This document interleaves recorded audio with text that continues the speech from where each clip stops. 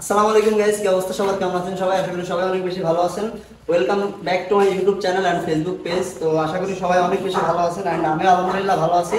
আর ভালো থাকারই কথা, কারণ বাইকের কয়েকটা পার্টস জিনিস চলে আসছে নতুন।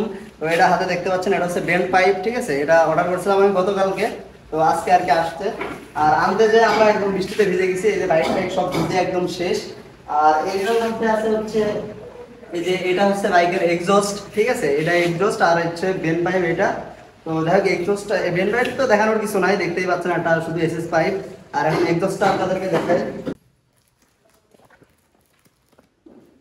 তো আসলে অনেক চিন্তা ভাবনা করার পরে আর কি এই এক্সস্টটা নেওয়া হয়েছে।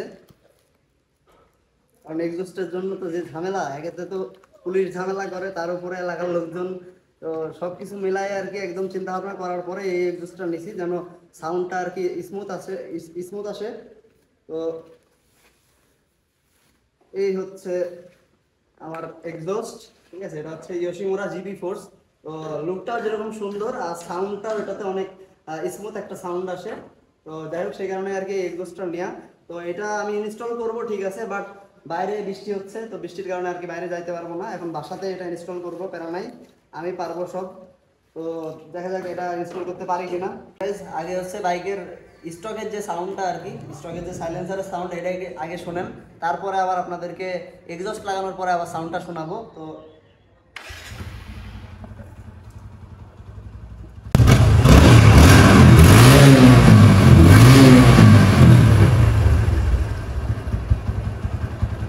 এটা হচ্ছে বাইকের স্টকের সাউন্ড।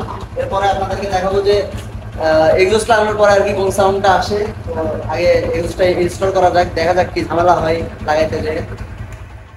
সো গাইজ, এক্সস্ট লাগানো ডান।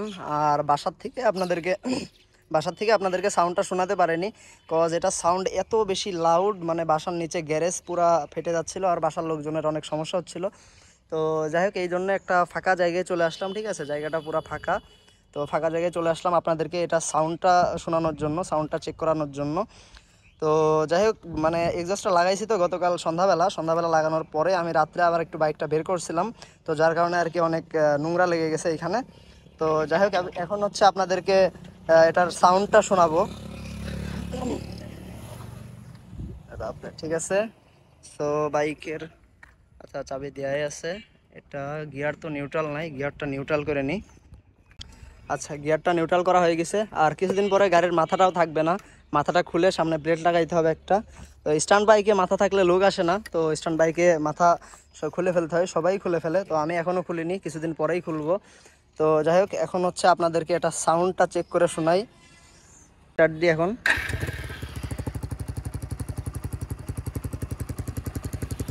তো এটা হচ্ছে বাইকের একদম র সাউন্ড আর কি।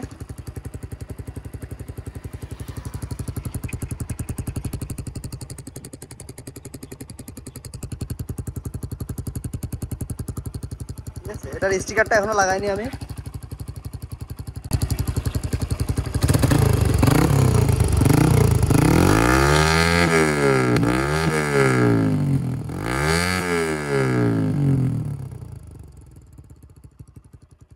সো গাইজ, দেখতেই পারলেন এটা ছিল হচ্ছে বাইকের এক্সস্টের আর কি সাউন্ডটা।